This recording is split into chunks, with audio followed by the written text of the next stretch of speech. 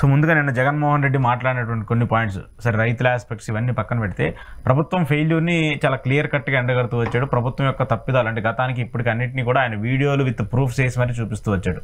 ఏం చెప్తారు? Certain things has to come from horse mouth. ఈ ప్రోవర్బ్ విన్నారా మీరు?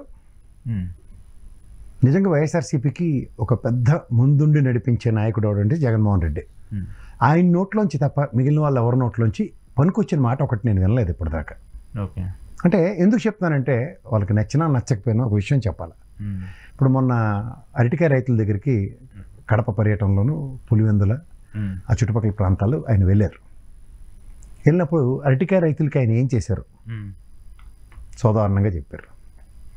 నిన్న ప్రెస్ మీట్లో మీరు గమనిస్తే పరకామణి కేసు విషయంలో అసలు కొత్త బిల్డింగ్ కట్టింది ఆయనే.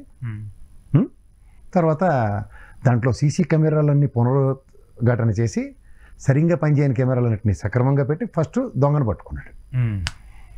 ఇట్లాంటివి మీరు జగన్మోహన్ రెడ్డి గారు చెప్తేనే కానీ ఇంకెవరి నోట్లోంచనో ఎప్పుడైనా విన్నామా మనం? లేదు. అసలు ఈ ఇష్యూకి సంబంధించి ఆ బిల్డింగ్ కట్టిన జగన్మోహన్ రెడ్డి అని ఆయన చెప్పేవారికి ఎవరికి తెలియదు కదా.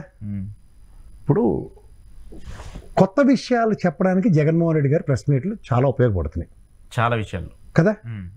గత 5 సంవత్సరాలు ఆయన రూలింగ్ గవర్నమెంట్ అప్పుడు ప్రెస్ మీట్లు పెట్టవద్దన్న ఆ వెధవ కూడా ఫస్ట్ పనుకోమనండి. ఈ విజయసాయి రెడ్డి ఊరికి పోసుకోలు కబుర్లు చెప్పుకు తిరుగుతుంటాడు కదా, ఫస్ట్ వాడి గురించి మాట్లాడమనండి.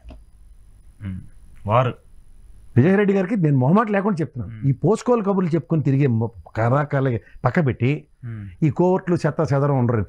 ఒక ప్రాంతీయ పార్టీలో అధినాయకుడే సర్వం, కానీ అధినాయకుడిని ప్రెస్ మీట్లు పెట్టద్దు అన్నాడు ఎవడో కావాలి నాకు ఫస్ట్ థింగ్. లేదా సంబంధిత శాఖ మంత్రులు ఈ విషయాలు, దేవాదాయ శాఖ మంత్రులు ఉన్నాడు నాకు తెలిసి, ఉదాహరణకి పరకామణి విషయంలో కానీ ఇలాంటివన్నీ ఎప్పుడైనా ఏం జరిగింది ఏంటి అనేది ఎవరన్నా ముందు సత్యనారాయణ గారు ఎవరు ఉండేవారు కదా, కొట్టు సత్యనారాయణ గారు, తర్వాత వెల్లంపల్లి శ్రీనివాస్ గారు, వీళ్ళు ఎప్పుడైనా చెప్పింది ఉన్నాయా?